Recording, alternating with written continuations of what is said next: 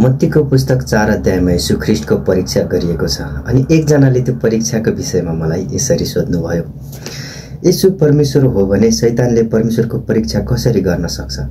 अर्को प्रश्न चाहिँ सबै जान्ने परमेश्वरले कुन चाहिँ प्रमाणपत्रको लागि परीक्षा दिनु पर्यो भनेर उहाँले भन्नुभएको छ।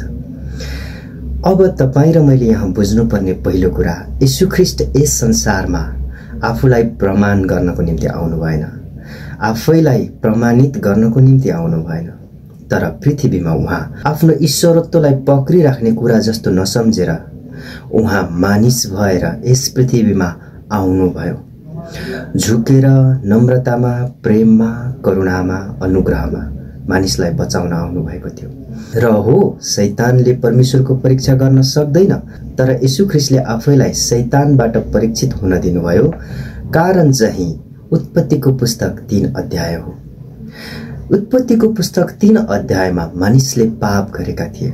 पाप गरिएको त्यो घटना चाहिँ शैतानले गरेको परीक्षा थियो र शैतानले परीक्षा गर्दा मानिस त्यहाँ परीक्षित हुँदाखेरि फेल भएका थिए, त्यहाँ मानिस असफल भएका थिए। अनि त्यही असफलतालाई अब यीशु ख्रीष्टले सफलता र विजयमा परिवर्तन गर्न त्यहाँ परीक्षित हुन जानुभयो।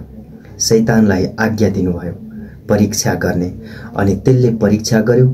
यीशु ख्रीष्टले मानिसको निम्ति विजयी भइदिनु भयो। उत्पत्तिको 3 अध्यायमा भएको असफलता अब मत्तीको 4मा सफलतामा परिवर्तन भयो। त्यसै कारणले ख्रीष्टले तपाईँ र मेरो खातिर आफै परीक्षित भइदिनु भयो। हामी फेल भएको परीक्षामा उहाँ पास भइदिनु भयो र उहाँले हाम्रो निम्ति विजय लिएर आइदिनु भयो। त्यस कारणले आज हामी विजेताहरूभन्दा पनि महान छौँ।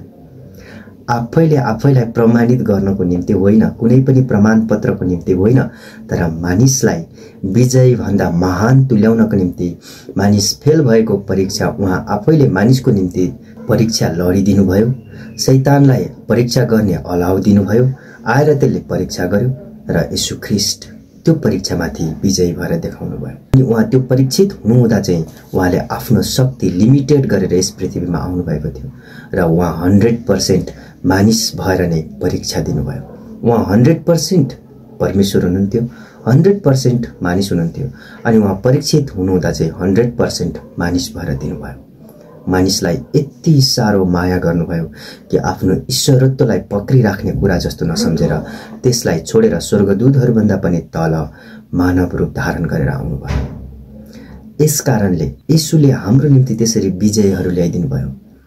यसै कारण आज हामी आफैले गरेको धार्मिकतामा होइन, ख्रीष्टले ल्याइदिनु भएको धार्मिकता र विजयमा सबै विजयीहरूभन्दा पनि महान कहलिएका छौँ।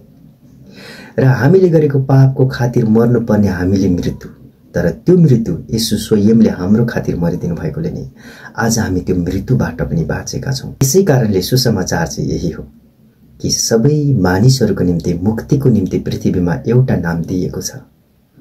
त्यो नाम चाहिँ येशू नाम मात्रै हो। आशा छ यहाँले बुझ्नु भएको छ। अन्तमा यहाँहरू सबैजनालाई परमेश्वर पिताबाट प्रभु येशू ख्रीष्टको नाउँमा प्रशस्त शान्ति, प्रेम, आशिष भइरहोस्। येशू नाउँमा आमेन, आमेन।